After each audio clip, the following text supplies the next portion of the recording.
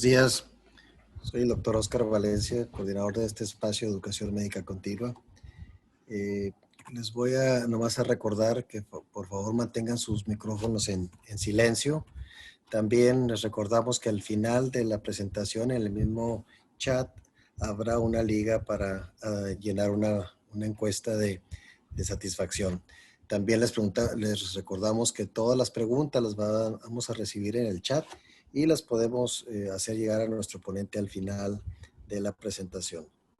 También pueden tener acceso a esta encuesta a través de un código QR.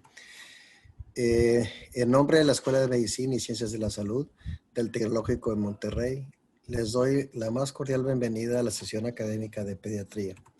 El día de hoy vamos a tener una plática muy interesante titulada Anomalías Vasculares.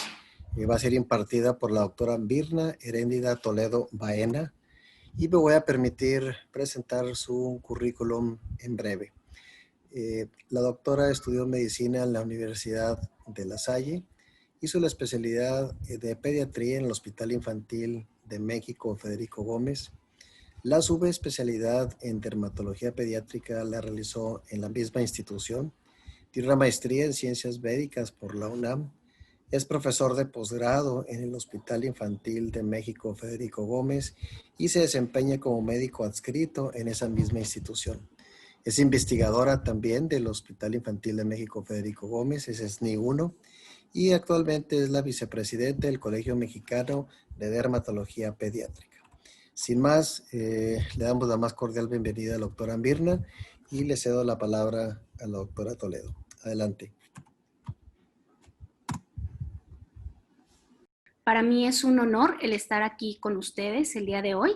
Este es un tema, cuando me pidieron este tema, la verdad es que no pude más que complacerme. Realmente es un tema muy apasionante, es un mundo dentro de la medicina, dentro de la pediatría, y bueno, como dermatólogos pediatras siempre es un área de mucho interés, ¿no?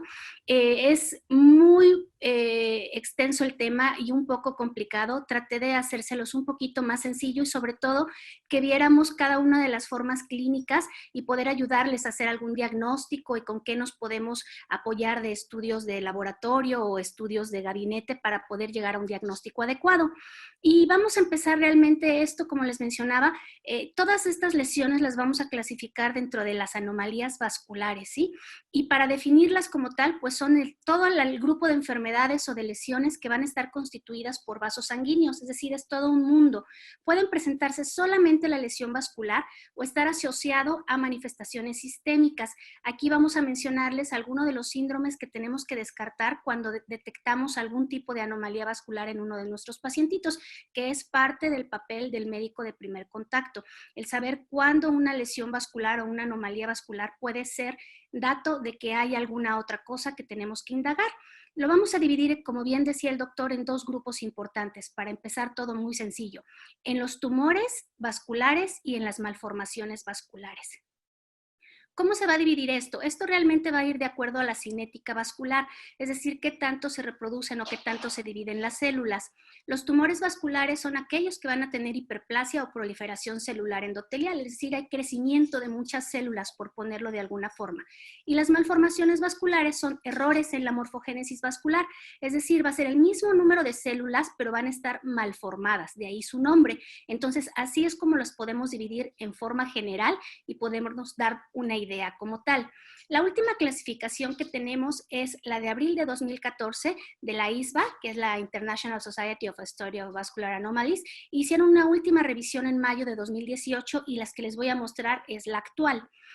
Vamos a empezar un poquito aquí a hablar de nombres y de todo. No es mi idea que conozcan todos, sino que sepan ubicarse cómo nos podemos mover dentro de esta clasificación.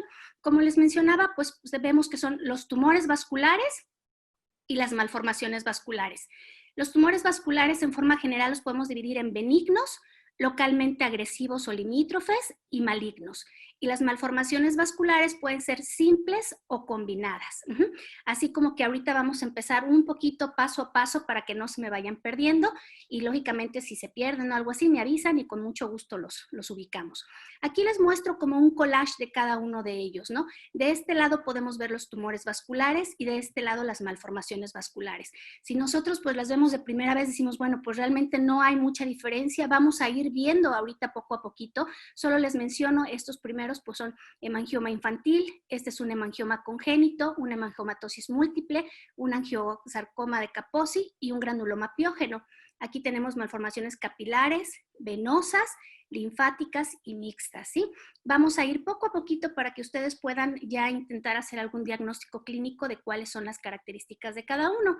Vamos a empezar con el más frecuente. De los tumores, el más frecuente en la infancia es el hemangioma infantil, es como les mencionaba, al ser un tumor, pues una proliferación de células endoteliales y va a tener un cuadro clínico muy característico y los datos histopatológicos, inmunohistoquímicos nos van a ayudar a hacer el diagnóstico. ¿Qué es lo más importante que ustedes deben de conocer aquí? El diagnóstico del hemangioma infantil la mayoría de las veces es un diagnóstico clínico. Va a tener 3 fases. Va a tener una fase de proliferación en los primeros meses, una fase de involución o de meseta y una fase de regresión. Aquí es muy importante que todos tengamos un acercamiento hacia la madre para poder preguntar cómo fue que nació el bebé, que nos muestre incluso fotografías con toda esta tecnología, que nos muestre fotografías de cómo estaba el bebé cuando nació. A todo bebito le toman fotos, entonces que nos muestre las fotos para ver si había alguna lesión o no y si posteriormente hay algún tipo de crecimiento. Se menciona que, bueno, es como les mencionaba, de los más frecuentes, hasta el 10% de los niños menores de 1 año lo pueden presentar. El 12% de los hemangiomas requiere tratamiento y lo vamos a ver más adelante cómo decidimos si darle o no. Es más frecuente en raza caucásica, en mujeres, en prematuros, en recién nacidos de bajo peso y solamente se relaciona un antecedente familiar del 10%. Como les mencionaba, pues es el tumor más frecuente. Aquí les muestro en esta tablita para que se vayan acordando y lo voy a repetir mucho. Es el cuadro clínico y evolución característicos. Tenemos una fase de crecimiento que va a ir principalmente durante los primeros meses y posteriormente va a ser una cercana hacia el año, va a ser una fase de meseta y posteriormente involución y ya una etapa involutiva tardía. Lo vamos a clasificar de acuerdo a la profundidad de los vasos y al patrón o a la forma de distribución. Aquí les muestro, de acuerdo a la profundidad de los vasos, puede ser superficial, profundo y mixto. Lo más frecuente que veamos, hasta en más de la mitad de los pacientes, es el tipo superficial. ¿Y cómo es que lo vamos a ver? Pues vamos a verlo como esta fotografía que les muestro yo. Son placas o algunas pequeñas, algunas las vemos como un aspecto rojizo, tumores realmente de vascularidad, como tal, rojo brillante, superficie lobulada o superficie lisa, pero los vemos como que se elevaran de la piel. Es decir, vemos que hay alrededor una piel normal. A esto le podemos decir que es un hemangioma superficial. Un hemangioma profundo más bien lo vamos a encontrar por debajo de la piel. Aquí lo que encontramos es el aumento de volumen de la región. A veces no alcanzamos a ver el color rojizo característico del hemangioma, sin embargo se ve como un color azulado. Y podemos tener algunas telangiectasias y aquí lógicamente hablamos de que los vasos sanguíneos proliferantes van a estar en la dermis y cuando es mixto pues encontramos los dos. Encontramos el componente superficial que aquí lo ven todo rojizo como tal y aparte encontramos el aumento de volumen importante y la coloración un poquito azulada. Esto es algo muy bonito porque aquí podemos hacer un diagnóstico clínico muy característico, preguntando nosotros a la mamá cuál fue la evolución, pues lógicamente podemos llegar a un diagnóstico clínico. De acuerdo a la forma de distribución, que esto es algo muy importante, puede ser focal o localizado, es decir, que nada más lo vamos a encontrar en una zona. Segmentario, pues nos van a seguir solamente una región de acuerdo a las unidades de desarrollo embrionario. Aquí les muestro, este sería un ejemplo de un localizado, de un segmentario, de un indeterminado, es decir, nos afecta 2 zonas, 2 segmentos como tal, y puede ser que tenga límites entre algunas de las 2 zonas, o multifocales, como les mencionaba hace un ratito, los hemangiomas focales múltiples. ¿Qué es importante? Bueno, ya hice mi diagnóstico de hemangioma. Me voy a quedar solo vigilándole, voy a decidir si voy a darle tratamiento o no, o tengo que descartar que mi paciente tenga algún síndrome. ¿Cuándo es cuando podemos nosotros sospechar algún síndrome? El más común y el más importante que tenemos que diagnosticar es el síndrome de fases. Esto viene del acrónimo de las alteraciones o las asociaciones con otras lesiones. Podemos encontrar lesiones cerebrales, como son alteraciones de fosa posterior, síndrome de Dandy-Walker, anomalías supratentoriales, cardiovasculares como coartación de aorta, cardíacos, también podemos tener defectos de comunicación interventricular, oculares, que esto es algo muy importante.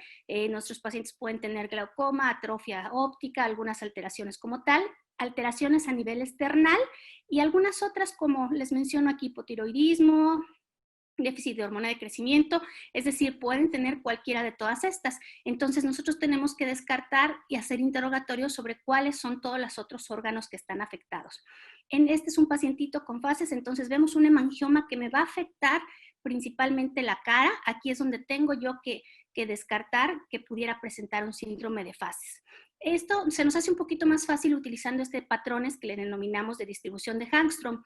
En la región 1, como lo ven aquí, en la región como supraciliar, es la región 1 y generalmente cuando encontramos, como en la foto que les mostré, una lesión a este nivel, podemos pensar que el 75% de los pacientes tienen anomalías cerebrovasculares, es decir, aunque el paciente esté asintomático, tengo yo que mandar a hacer los estudios de extensión y mandarlo con el especialista. Y en la región 3, que prácticamente pues toda la región mandibular, podemos descartar también en el 61% de los pacientes que tengan defectos cardíacos y de la línea media. Así que como ven es algo muy, muy importante el conocer cuándo tenemos que hacer estudios de extensión en estos pacientes. El otro síndrome que tenemos que tener en cuenta es el síndrome de pelvis sacrolumbar. Estos son un hemangioma lumbar, se va a relacionar con disrafia espinal, con alteraciones perianales como ano imperforado, fístula rectoperineal, etcétera, y genitourinarias. Es decir, si tenemos un paciente que solamente tiene un hemangioma en esta región, pues sí tenemos nosotros que buscar intencionadamente que no tenga alguna otra alteración de columna vertebral o de las alteraciones que les menciono. Es decir, no nada más es hacer el diagnóstico de hemangioma, sino tratar de detectar posibles complicaciones. ¿Cuáles son los riesgos de complicaciones? Pues es de acuerdo al sitio afectado. Por ejemplo, si es un segmento facial extenso, ya les mencionaba el síndrome de fases, hay zonas muy características que aunque no sean muy grandes, son muy importantes por el riesgo de dar algún tipo de cicatriz o algún tipo de lesión, como es la punta de la nariz, el pabellón auricular o el que tenga algún segmento facial extenso. También, por ejemplo, las lesiones de cabeza, las lesiones en genitales, en labios, se ulceran frecuentemente, sobre todo el área del pañal. En esta zona generalmente hay más úlceras por el roce, por la humedad. También tenemos el riesgo cuando nos afectan cuello o regiones muy cercanas al cuello que haya obstrucción de la vía aérea. En los ojos, las alteraciones que ya les había mencionado. En la región lumbosacra, como ya vimos el síndrome, y en hígado prácticamente también podemos tener alteraciones. Aquí les muestro algunas de las que son de estas ejemplificar, como por ejemplo las lesiones en labio. Vean cómo deja la ulceración y cicatrices. En la región prácticamente el área del pañal, la región perineal, podemos tener ulceraciones frecuentes. Lógicamente en esta fotografía pues vamos a descartar que no tenga síndrome de fases, al igual que este paciente. Y aquí podemos encontrar también alteraciones que puedan obstruir la vía aérea. ¿Cuándo vamos a tratar a un hemangioma? Este cuadro lo pueden revisar, es el Consenso Español para el Hemangioma, salió en 2016, es algo uno muy bonito, en donde realmente aquí está un poquito cargado, pero solo quiero mostrarles. Tenemos que valorar el riesgo vital funcional o de alguna secuela, y si es así, pues tenemos que derivar con el especialista. Si vemos que no nos ocasiona esto o descartamos alguna otra cosa, pues podemos darle seguimiento por pediatría como tal, ¿no? De acuerdo a las características, pues ya podemos nosotros ver si tenemos que valorar que haya complicaciones o valorar las asociaciones que ya les mencioné, y aquí vienen cada uno de los estudios que tengo yo que realizar y las valoraciones a las cuales tengo que someter a mi paciente. Por eso me gusta mucho, porque viene muy, muy claro, ¿no? Bueno, entonces, como les mencionaba, este algoritmo es de los españoles, es el Consenso Español para el Tratamiento de Hemangiomas, y aquí lo que podemos distinguir es qué es lo que tenemos que hacer y cuándo vamos a tratarlo, ¿sí? Tenemos que, lógicamente, ver si tenemos alguna valoración del riesgo vital, funcional o de secuela, pues ya lógicamente vemos si es manejo del pediatra exclusivo o necesitamos el especialista. Incluso hay clínicas de lesiones vasculares, porque no es tan sencillo y no es manejo únicamente del dermatólogo ni del pediatra, sino vamos a ver más adelante que es un equipo multidisciplinario. Tenemos que valorar las complicaciones y las asociaciones que se pueden presentar, así así como si necesito yo hacer pruebas complementarias como son la ecografía, resonancia o biopsias, que les mencionaba yo que no pienso yo, muchas veces nos da miedo biopsiar este tipo de lesiones vasculares, pues que tenemos la idea de que va a sangrar mucho, ¿no? Pero en ocasiones para el diagnóstico es muy importante realizarlo. Tenemos aquí donde lo dividen también para ver si podemos tratar o no en alto riesgo, riesgo medio y riesgo bajo. Aquí son muchos de los que ya les había mencionado para que lo revisen también, es parte del consenso español, donde viene cada uno de los factores por los cuales yo tengo que iniciar tratamiento, si hay un compromiso tanto estético, de úlceras, algún compromiso de alguna alteración sindromática. Existe el mito, antes se decía mucho, digo, ustedes están muy jóvenes, pero se decía, los hemangiomas, como les mencionaba, tienen su fase de crecimiento, de meseta y de involución, entonces pues realmente no requieren tratamiento, ¿no? Quizá todo esto fue mucho del ver cuál es el alto riesgo y bajo riesgo. ¿Qué es lo que hacemos con el tratamiento en el hemangioma? Pues prevenimos las complicaciones, como ya les mencioné, la desfiguración, minimizamos la afectación psicosocial ya cuando van a entrar a la escuela principalmente y tratamos las ulceraciones. Esas son las metas del tratamiento. ¿Qué es lo primero que tenemos que hacer? Pues antes que nada, quitar la ansiedad de la familia, explicarles cuál es el curso natural y se dice en los libros que si lo dejamos evolución natural, involuciona el 10% por año. Es decir, todavía en una etapa escolar pues vamos a tener muchos datos de que tuvo esta lesión. Valorar riesgos y beneficios del tratamiento y ver que siempre va a dejar algún tipo de lesión residual. No es decir que vamos a llegar con nuestra varita mágica y se la vamos a desaparecer el hemangioma tal cual. Siempre va a haber algo de cicatriz, atrofia, piel redundante, telangiectasias. En este punto pues ya va a participar más el tratamiento con cirugía plástica. Es decir, ahora lo que dividimos es el tratamiento en no intervención activa o intervención activa. En la no intervención activa, aunque muchos pensarían, no, pues no vamos a hacer nada. No, principalmente aquí vamos a vigilar a los hemangiomas no complicados, los vamos a estar citando adecuadamente y vamos a ir vigilando que se vaya resolviendo bien sin que tenga ningún problema. Y esto es si yo vi un hemangioma en brazo, por ejemplo, que tiene un crecimiento muy lento, va bien, no tiene compromiso para ninguna complicación, pues lo puedo dejar vigilando, ¿no? Aquí les muestro, este es de hace muchos, muchos años, un hemangioma en una extremidad. Este lo manejamos en el hospital y se dejó en vigilancia. Ya después de los años dejó solamente una cicatriz, un tejido fibroso que con cirugía se resolvió y no hubo ningún problema, ¿no? Sin embargo, tenemos que evaluar con todos los algoritmos que les mostré anteriormente a quién sí le vamos a dar tratamiento o no. La intervención activa, como les mencionaba, pues son en los pacientes que decidimos que tienen alto riesgo de complicaciones. Y aquí podemos hacer uso de varios medicamentos o de varias herramientas. Antes lo que se utilizaba principalmente eran los esteroides, sin embargo ahora ha habido un crecimiento importante en esta área y utilizamos principalmente el propanolol, algunas veces algunos tratamientos tópicos y nos apoyamos de otro tipo de tratamientos coadyuvantes. ¿Cómo es que va a funcionar los esteroides? Como les decía antes, era como el estándar de oro, ahora tratamos de usarlo cada vez menos y lo que va a hacer, pues lógicamente va a inhibir los factores promotores de la vasculogénesis, que son muchos como tal. Manejamos dosis muy altas, manejamos de 2 a 3 miligramos por kilogramo por día de prednisolona y se utiliza por meses. Esto nos va a dar poco a poquito después de que ya quitamos la fase de crecimiento, una reducción poco a poco y se menciona una eficacia hasta del 89%, es decir, sí les va muy bien. Sin embargo, acuérdense de todos los efectos adversos que nos pueden ocasionar los esteroides, sobre todo si estamos hablando de bebitos, ¿no? Aquí les muestro, esta es una pacientita que antes de que saliera el propanolol, la manejamos con prednisolona 2 miligramos kilogramo día y entonces si ven va poco a poco disminuyendo tanto la coloración y nos van dejando como pequeñas telangiectasias y apenas ya muy aplanada la lesión, ¿sí? Aquí, lógicamente, tenemos 5 meses de tratamiento. Vean ya cómo se ve la fase cuscinoide de nuestra pacientita. Sin embargo, pues en ese momento es lo que tenemos que hacer. ¿Por qué? Porque me está comprometiendo el ojito y está comprometiendo esta área, ¿sí? Entonces aquí tengo yo que valorar riesgo-beneficio. Sin embargo, desde 2008, un grupo francés, la doctora Christine Lotu-Labrès, ella empezó a reportar como una serendipia que tuvo en pacientes que tenían una miocardiopatía hipertrófica, que se les manejó propanolol para la miocardiopatía y 10 de estos tenían hemangiomas y vio, aquí les muestro la fotografía, que pues el hemangioma iba favoreciéndose y resolviéndose mucho más rápido que su evolución natural. Esto ella mencionaba de 2 a 6 meses de tratamiento, pues había mejoría en color, en tamaño, lo disminuyó, lo fue controlando con ultrasonido y más o menos lo manejó alrededor de 10 meses, ¿sí?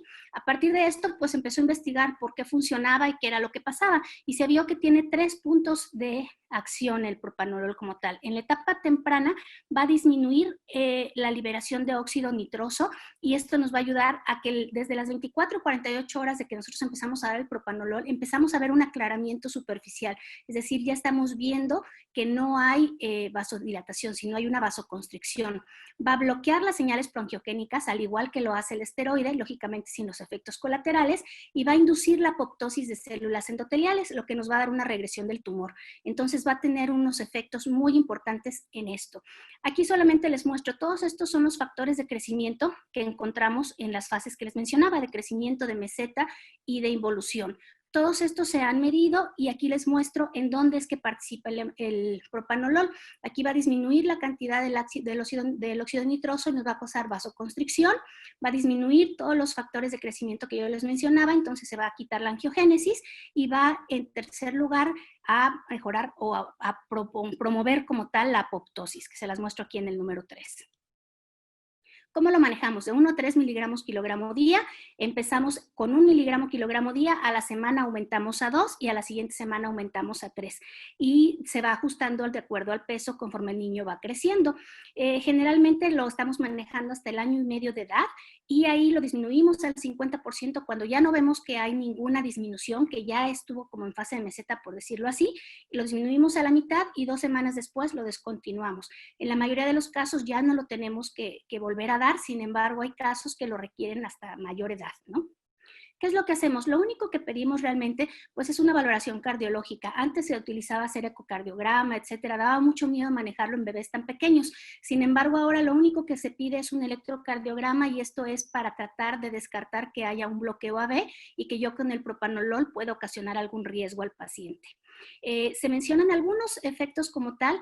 Por ejemplo, en el hemangioma infantil multifocal hay que tener cuidado porque hay riesgo de insuficiencia cardíaca congestiva, sin embargo, no es contraindicación.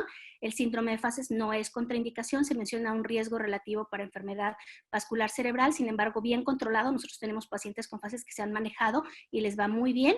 Y los otros efectos secundarios que se mencionan son la presencia de somnolencias, un poco de sudor profuso. Lo que mencionan en bebés muy pequeños es la hipoglicemia, entonces es muy importante que el propanolol se dé con los alimentos, es decir, se da inmediatamente después de si tiene seno materno o de si les dan biberón.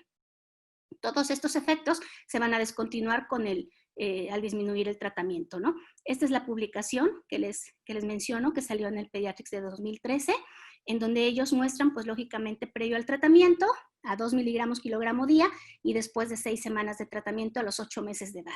Entonces, prácticamente, pues ya no tenemos complicaciones, le va muy bien al paciente. Aquí les muestro, este es otro artículo en donde vemos cómo con 9 meses de edad y 7 meses de tratamiento evolucionan satisfactoriamente. Y este es el protocolo que se hizo para la aprobación tanto de FDA como de la EMA, en donde fueron 65 centros en 15 países, 436 participantes. Aquí tuvimos la oportunidad de participar en este protocolo.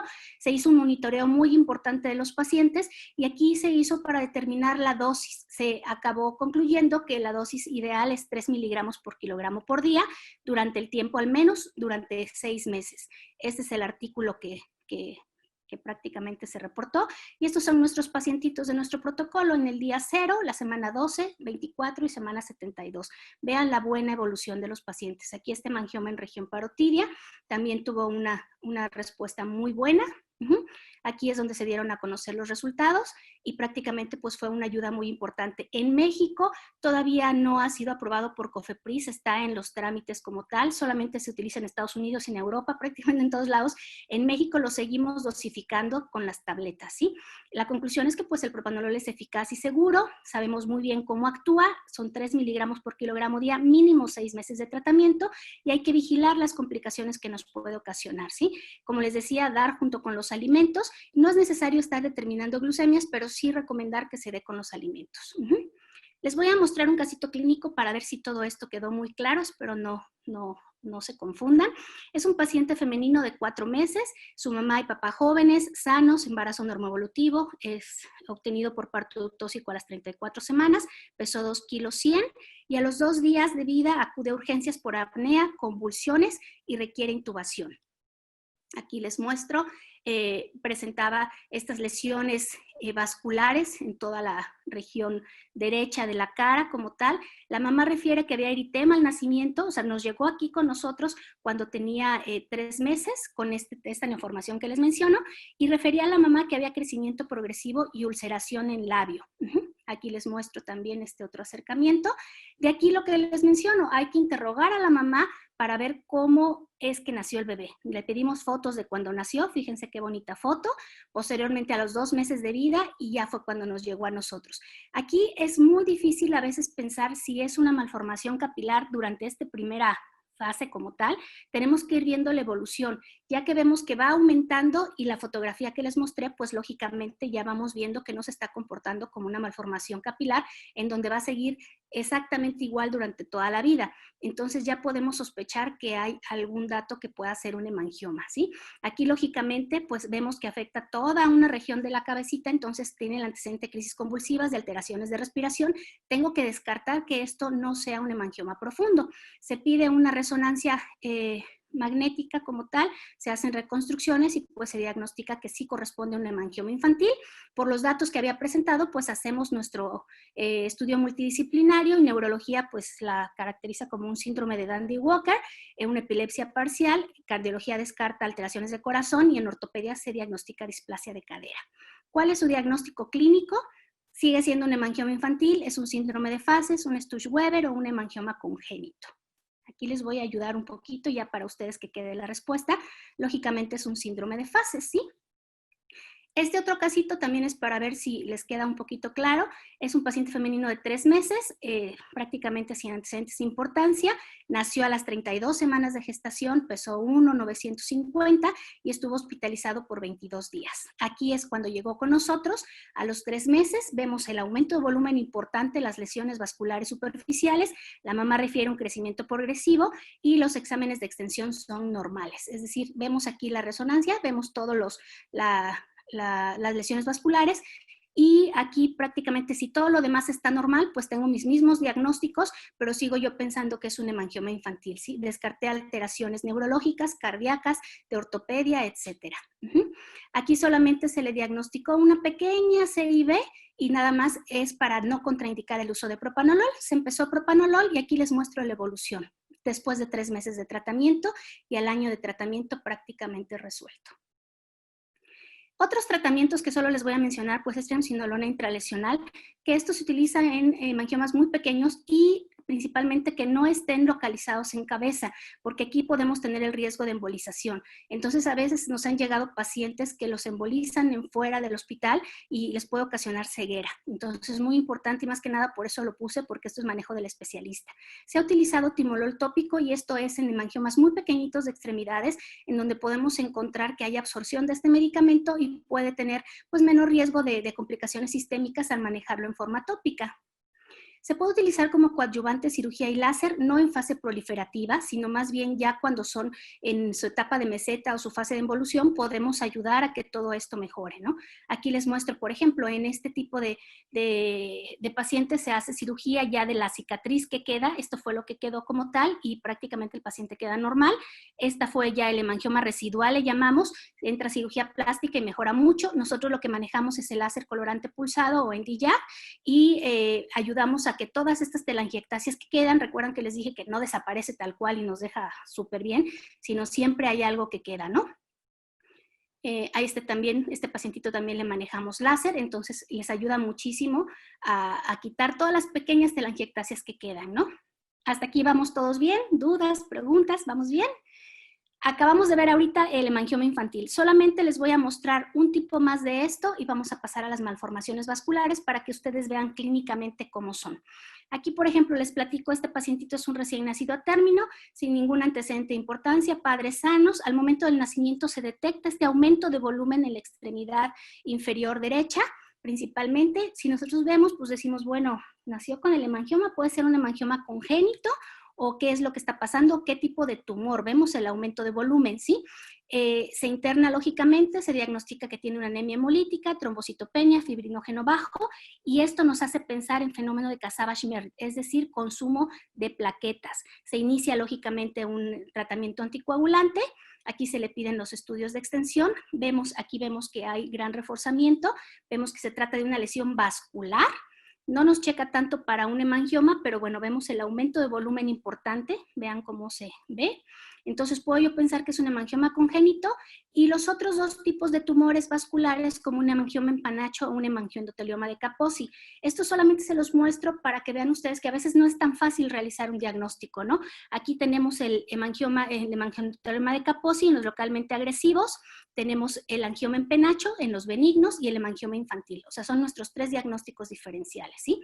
Todos son tumores vasculares. Hay diferentes características de cada una, sin embargo, el que más nos va a apoyar es la inmunohistoquímica, es decir, el realizar el estudio histopatológico. Entonces hay que realizar y solamente el hemangiosendotelioma y el angioma en penacho se puede asociar con fenómeno de Savage-Merritt. Aquí se le hizo inmunohistoquímica y nos salió GLUT1 negativo, es decir, no es un hemangioma infantil, y nos salió con un marcador de 240 más, por lo cual es un hemangiosendotelioma de Kaposi. Este tipo de tumor vascular lo manejamos con sirolimus, y el pacientito les quiero mostrar únicamente cuál fue su evolución. Es muy rara este tipo de tumoración. El tratamiento puede ser desde cirugía, prednisona, vincristina, observación, y lo último que se ha utilizado es el sirolimus. Este es nuestro pacientito con 1 año 5 meses, ya ha estado utilizando desde el momento de que se diagnosticó el sirolimus, y vemos que hay un aumento, sí se ve diferencia como tal, pero ya no es tan importante el aumento de volumen de la extremidad, entonces tiene una muy buena evolución. Vamos a pasar a las malformaciones vasculares para poder continuar con el tema.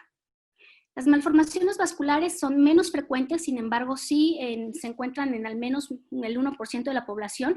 Este va a afectar tanto a hombres como a mujeres, y lo importante es que va a estar presente desde el nacimiento y va a crecer proporcionalmente al niño. Los que les mencionaba, por ejemplo, vemos una lesión en carita, que ahorita se les voy a mostrar fotografías más adelante, y va a crecer conforme el niño vaya creciendo. Los marcadores de GLUT, que son los característicos del hemangioma, no van a estar presentes, ni ninguno de los que tomamos como de crecimiento angiogénico como tal.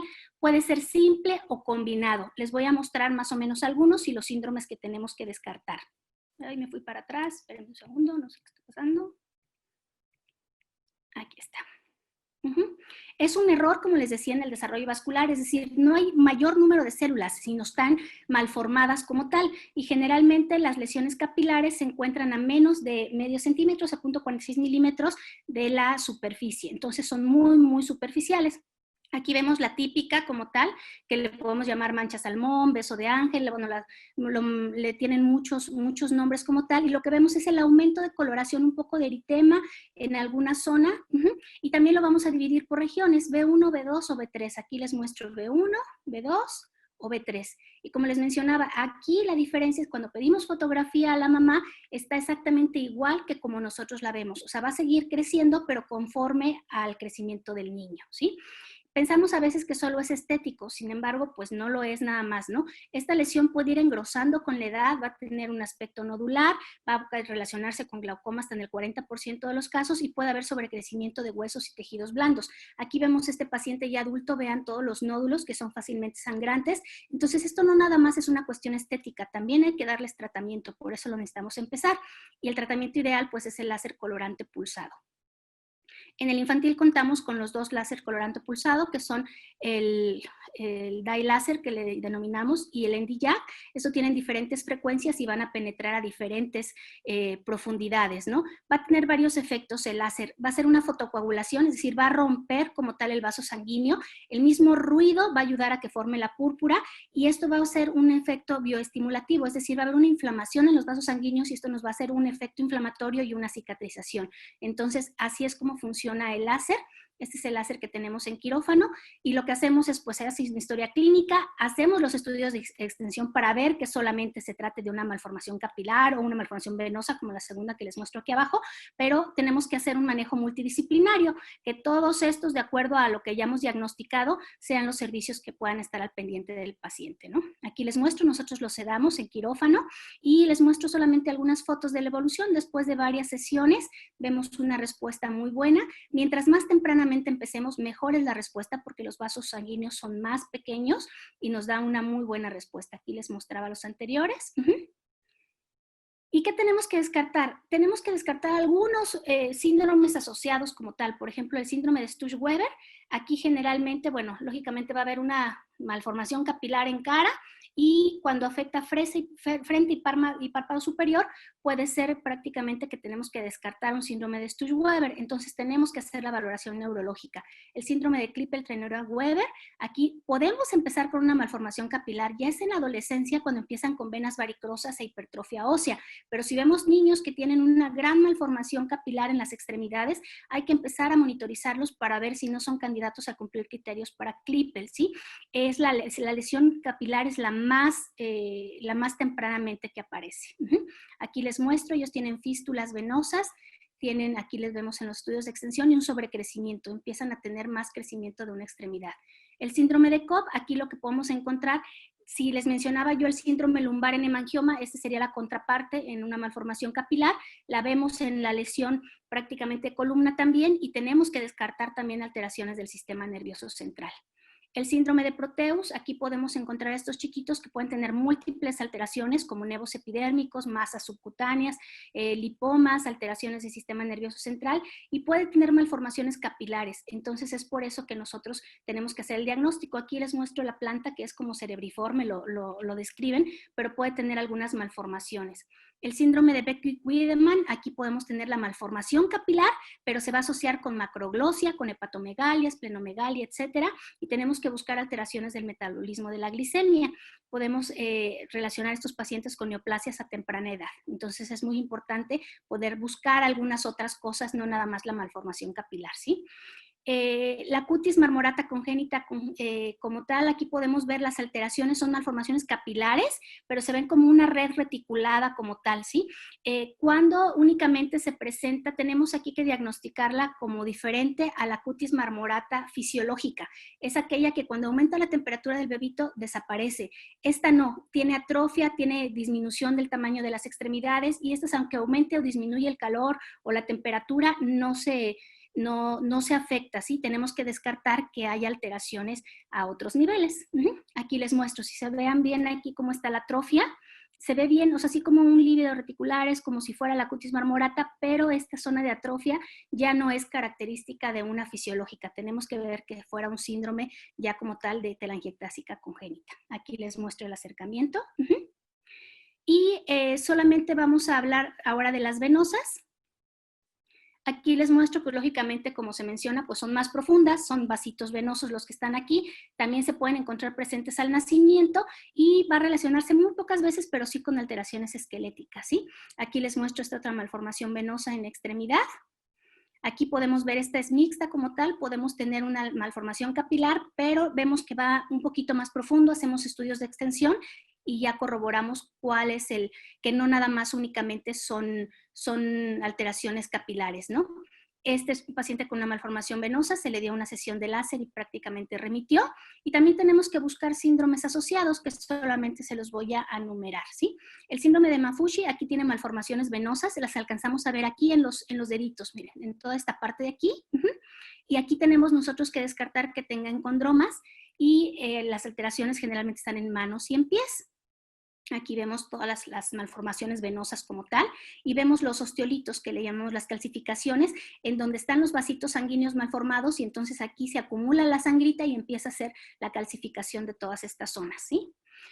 Tenemos el otro síndrome que le llamamos nevo azul o tetina de goma, en donde podemos encontrar malformaciones a lo largo de todo el cuerpo como tal, y lo importante es que pueden tener este tipo de lesiones a nivel gastrointestinal, y entonces estos pacientes van a fallecer si no los controlamos bien por hemorragias intestinales. Pueden crecer, tienen buena evolución de acuerdo a dónde tengan las lesiones vasculares y van a ir creciendo, ¿sí? Las malformaciones linfáticas se pueden clasificar en superficiales, microquísticas o macroquísticas. Aquí las podemos ver, están todas chiquititas, es prácticamente la piel y pequeñas vesiculitas que hay que diagnosticar diferencia con algunas infecciones. Sin embargo, aquí pues están presentes siempre y van creciendo, y al momento de rozarlas se ven como sangrado, y esto es no porque sean de componentes sanguíneos, sino porque está muy superficial la lesión. Al momento de rozarlos pues ya hay ruptura de vasos sanguíneos, pero todas estas lesiones son linfáticas. Y estas son las macroquísticas. Aquí son lesiones que están muy aumentadas de volumen. Aquí lógicamente no podemos hacer diagnóstico de si es algún tipo de malformación venosa, linfática o arterial, etcétera. Tenemos que hacer estudios de seguimiento, ¿sí? Aquí lo que hacemos lógicamente es estudios, principalmente ultrasonido Doppler o tomografía. Aquí lo podemos encontrar en las extremidades, en algunas otras partes donde hay aumento de volumen. Aquí les muestro el ultrasonido prácticamente es el que nos hace el diagnóstico. Vemos las lesiones hipoecoicas, en donde podemos ver que esto que está aquí no es ni sangre, no es componente venoso arterial, sino es linfático. Este es un pacientito que lo vimos en neonatología. Vemos el gran aumento de volumen, lógicamente. Con nosotros, pues con esto pensamos o es una lesión macroquística o es una malformación vascular mixta. Les decía que no es tan fácil a veces hacer el diagnóstico. Hacemos el ultrasonido y vemos las típicas lesiones hipoecoicas que les mostré anteriormente. Aquí vemos ya la tomografía prácticamente, en donde vemos que todo esto, pues no hay un reforzamiento sanguíneo, y esto es un linfoma macroquístico, linfangioma macroquístico. Iniciamos sirolimus también y se hizo por cirugía 3 infiltraciones de doxiciclina. Aquí lo tenemos al mes de vida y aquí lo tenemos a los 5 meses de vida. Entonces estos pacientes con un buen diagnóstico pueden tener un buen resultado. Como les decía, no todo es sencillo. Si nosotros vemos esta pacientita también de ya unos 7 meses de edad, que nos dice la mamá que empezó al nacimiento muy pequeñito, no tiene fotos, pero estaba chiquito, ha ido creciendo poco a poco, pues pensamos en un hemangioma, ¿no? Sin embargo, si nosotros lo tocamos, lo sentimos caliente, vemos como que no nos checa tal cual toda esa zona hiperqueratósica que tiene, y refiere la mamá que a veces sangra un poco, pues hacemos nuestros estudios de extensión y lo que diagnosticamos aquí es una malformación arterial. Entonces, a veces no es tan sencillo hacer el diagnóstico claro. En esta otra pacientita vemos solamente pues nuestra lesión en cuello, vemos solamente un poquito de malformación capilar como tal. Hacemos el estudio de extensión porque no nos checa, etcétera y todo, y también vemos que es una malformación arterial. Es decir, hay veces que clínicamente no vemos de qué se trata y necesitamos los estudios de extensión. Aquí vemos este aumento de volumen y estas pequeñas, vemos aquí las pequeñas lesiones y la mancha capilar, pero no nos gusta este aumento de volumen. Hacemos los estudios de extensión, vemos el gran aumento de volumen, vean la simetría importante que hay ahí, y si nosotros hacemos la reconstrucción, pues se trata de una malformación arterial a expensas de las arterias intercostales. Alcanzan a ver ahí muy bien.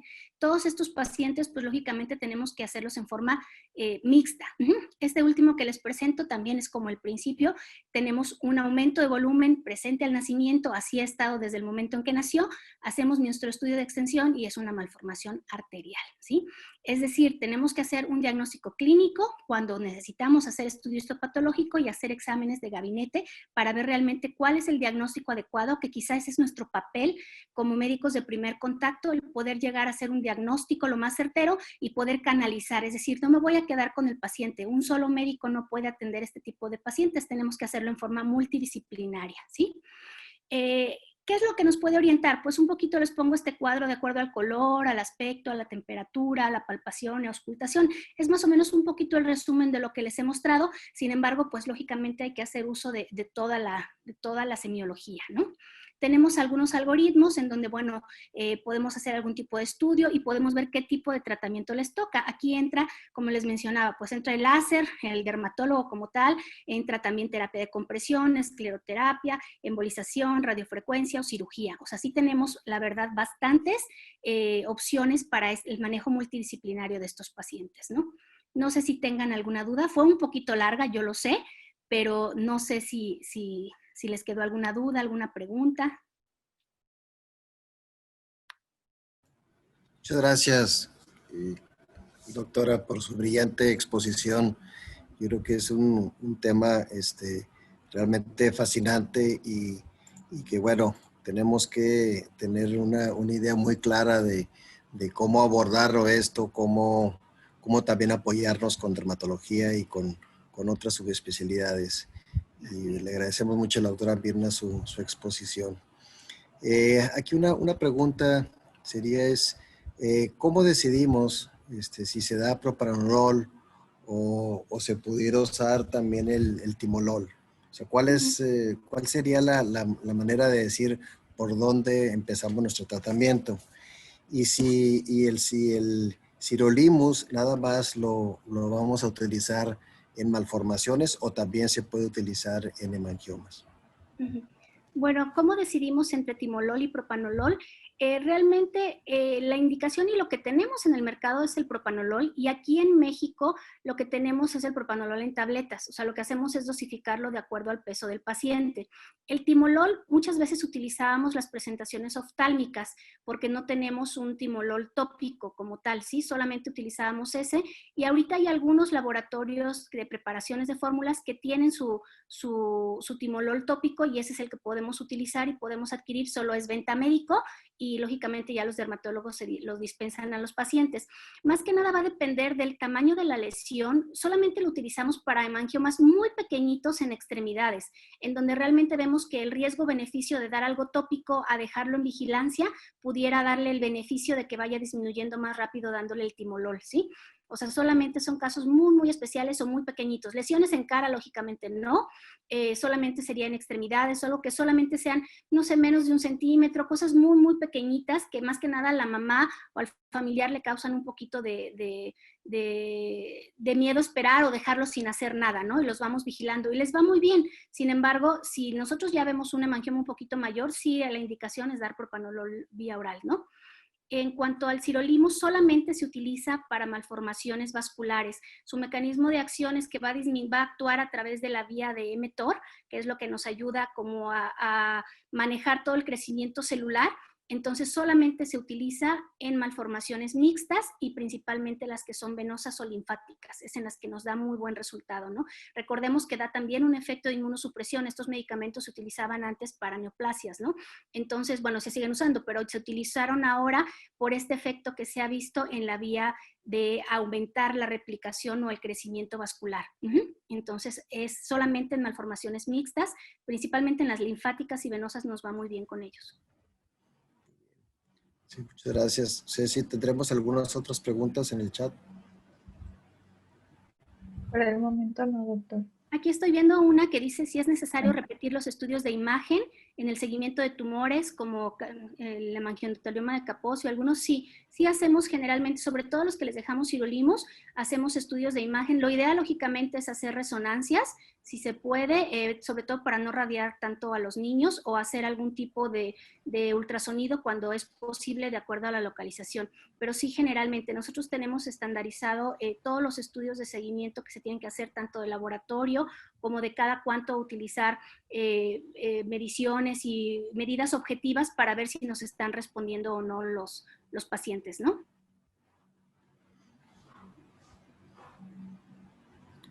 ¿Alguna otra pregunta? ¿Alguno de los participantes que quiera hacer una pregunta la puede poner en el chat, dirigida a la doctora?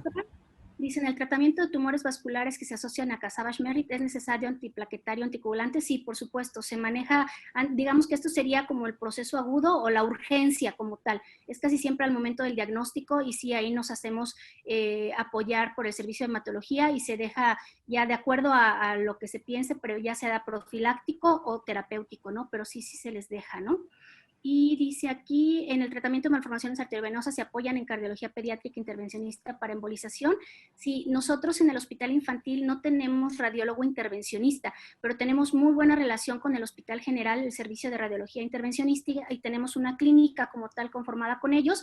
Todos los pacientes que requieran algún tipo de embolización o esclerosis, nos apoyamos con ellos y trabajamos perfectamente bien con ellos, ¿sí? Y sí, prácticamente entra cirugía plástica, oftalmología cuando necesita entrar, y nosotros, ¿no? O sea, es un manejo multidisciplinario de los pacientes.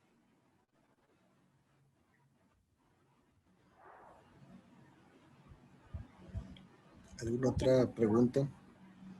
Si lo pueden poner ahí en el chat, dirigida a la doctora, con todo gusto nos responderán.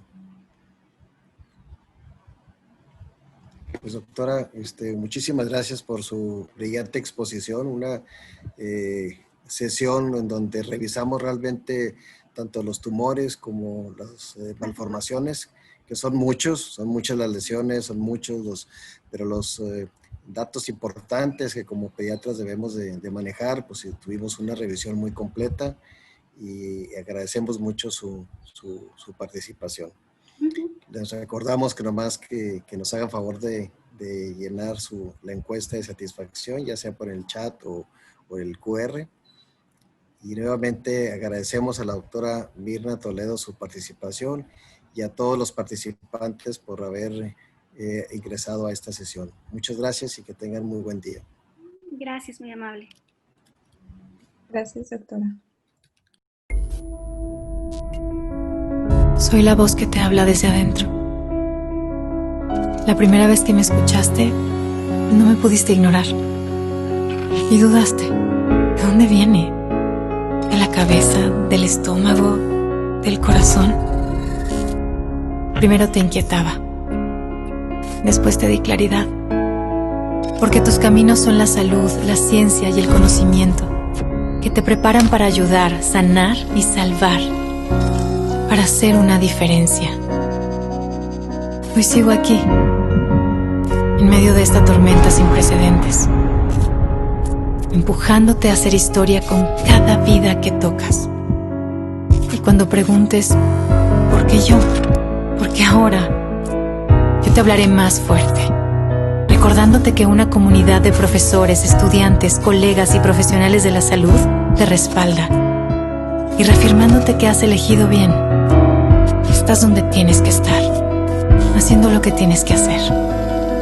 Soy la voz que te habla desde adentro, tu intuición, tu llamado, tu vocación.